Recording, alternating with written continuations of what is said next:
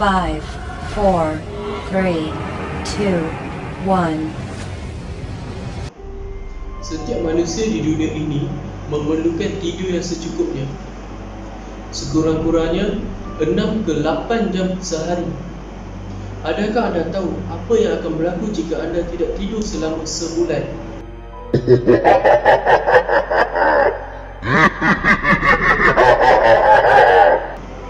Hai, anda bersama saya Abdul Hafiz bin Abdul Razak dari kursus kejuruteraan elektrik. Hari ini saya akan menceritakan pada anda satu eksperimen gila yang dilakukan oleh para saintis Rusia yang diberi nama The Russian Sleep Experiment.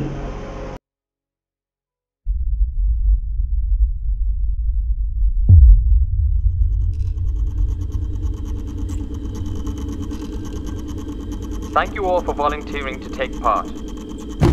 As you know, this experiment is being conducted for research purposes, and your prison sentence will be spared if you comply to the requirements of the experiment. I will go over some rules and requirements for your stay here over the next 30 days. You must stay awake for the next 30 days. You must complete all mental and physical activities each day. You must not ever lay a finger on a fellow inmate. If you do not wish to take part in the experiment, this is your last chance to say so, as you will not be allowed to leave once we begin.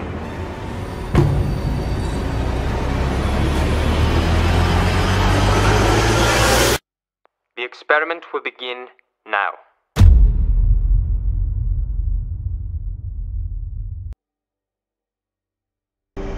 Pada tahun 1940, 5 banduan dari Perang Dunia Kedua telah dipilih oleh para saintis Rusia. Mereka telah ditempatkan di sebuah bilik khas yang dibuat untuk melaksanakan eksperimen ini sehingga berjaya. Para banduan tidak tidur di dalam bilik tersebut. Saintis Rusia telah melepaskan sejenis gas yang membuatkan para banduan di dalam bilik tidak dapat tidur. Gas tersebut akan dilepaskan sepanjang eksperimen ini dilaksanakan. Untuk menjayakan eksperimen ini dengan berjaya, banduan-banduan tersebut telah dijanji dengan janji palsu, di mana jika mereka berjaya tidak tidur selama sebulan dan masih hidup, mereka akan dilepaskan. Thank you all for volunteering to take part. As you know, this experiment is being conducted for research purposes, and your prison sentence will be spared if you comply to the requirements of the experiment. Eksperimen ini dilakukan adalah untuk mengenal pasti apa yang akan berlaku jika seseorang tidak tidur selama sebulan. Bagi memantau pergerakan banduan di dalam bilik tahanan tersebut, para saintis telah meletakkan kamera dan mikrofon di dalam bilik tersebut. Bukan itu saja, bilik tersebut telah dilengkapi dengan bekalan makanan yang mencukupi selama sebulan, buku-buku dan tandas. 5 hari pertama, semua keadaan normal. Ada yang berbual dan ada juga yang membaca buku. Masuk hari ke-6, ada di kalangan mereka yang menyoal kenapa mereka ada di sini dan apa tujuan mereka tidak dibenarkan tidur selama sebulan. Di sinilah mereka mula merasa penat dan tertekan kerana tidak tidur lama. Masuk hari ke-9. Di sinilah mulanya detik-detik hitam di mana beberapa banduan di dalam bilik tersebut tiba-tiba menjerit. Mereka menjerit selama 4 jam sahaja atas sebab kerongkong mereka pecah dan berdarah. Keadaan menjadi semakin pelik apabila rakan-rakan yang lain tidak memberi sebarang reaksi, malah hanya melihat rakannya menjerit sehingga kerongkongnya pecah dan berdarah. Salah seorang dari banduan tersebut telah mengoyakkan kertas dan membasuhkan kertas tersebut, lalu menutup kamera yang disediakan oleh para saintis. Hal ini telah membuatkan para saintis merasa panik kerana tidak dapat melihat lagi apa yang berlaku di dalam bilik tersebut. Masuk hari ke-12. Para saintis tidak lagi dapat melihat apa yang berlaku di dalam bilik tahanan tersebut. Tetapi mereka yakin bahawa banduan-banduan di dalam bilik tersebut masih hidup, kerana mereka masih dapat mendengar suara banduan melalui mikrofon yang disediakan di dalam bilik tersebut. Atas sebab keinginan hendak tahu, para saintis telah memilih beberapa orang askar untuk menukar kamera di dalam bilik tersebut.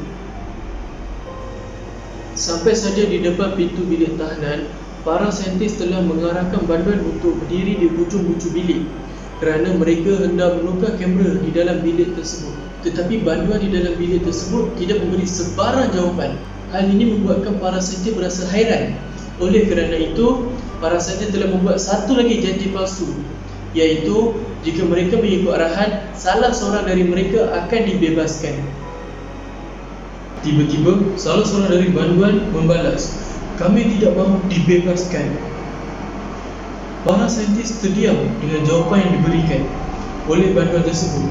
Apapun terjadi, mereka terpaksa masuk dan menukarkan kamera tersebut. Sebelum askar-askar tersebut masuk ke dalam bilik tahanan, saintis akan menukarkan gas yang menyebabkan banduan tidak dapat tidur ke gas yang segar. Dalam masa yang sama, mereka kedengaran tangisan kesakitan. Para banduan di dalam bilik tersebut berkata, "Jangan keluarkan gas ini." Mahu atau tidak, para pendiri terpaksa membuka pintu dan masuk ke dalam supaya eksperimen ini dapat diteruskan. Bila askar masuk ke dalam bilik tersebut, jeritan tangisan menjadi kuat dan semakin kuat. Beberapa minit selepas itu, jeritan askar juga kedengaran. Keadaan menjadi semakin teruk dan panik apabila 4 daripada 5 banduan sahaja yang masih hidup, ataupun boleh dikatakan dalam keadaan nyawa-nyawa ikan. Makanan yang disediakan tidak diusik selepas hari kelima dikurung.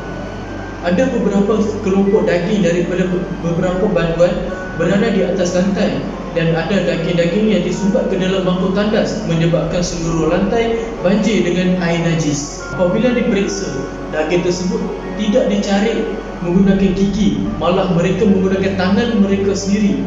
Tidak seperti apa yang para penyelidik sangkakan. Ada banduan yang mencari sehingga tulang dan organ dalaman kelihatan. Boleh dikatakan banduan-banduan tersebut sudah tidak merasa kesakitan. Hampir semua banduan kelihatan mengerikan. Oleh itu, para saintis memutuskan untuk menamatkan eksperimen ini. Keempat-empat banduan yang masih hidup dikeluarkan lalu mendapatkan rawatan segera. Beberapa askar diarahkan untuk mengeluarkan banduan-banduan dari bilik tahanan tersebut.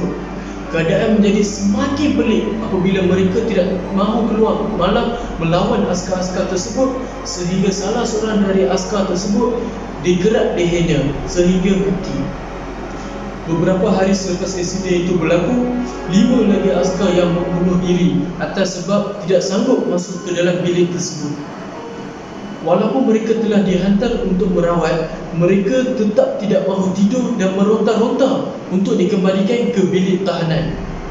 Mereka terpaksa diberikan ubat penenang sebanyak 5 kali. Media tentera yang bertugas pada waktu itu telah memutuskan untuk mengembalikan seorang dari 4 banduan tersebut ke dalam bilik tahanan. Tetapi kali ini dia mengarahkan 3 penyelidik untuk berada di dalam bilik tahanan bersama banduan tersebut. Mereka dipaksa masuk ke bilik tahanan untuk menemannya. Atas sebab tidak sanggup masuk ke bilik tahanan, salah seorang dari penyelidik mengacungkan pistol ke arah komander lalu melepaskan tembakan kepada komander tersebut sehingga mati. Dia kemudian mengacungkan pistol ke arah banduan yang masih hidup dan sambil berkata, "Kau ni sebenarnya apa?" Banduan tersebut menjawab dengan senyuman dan berkata, "Macam mana kamu boleh lupa? Kami ialah kamu. Kami adalah kegilaan yang kamu menyembunyikan di dalam diri kamu.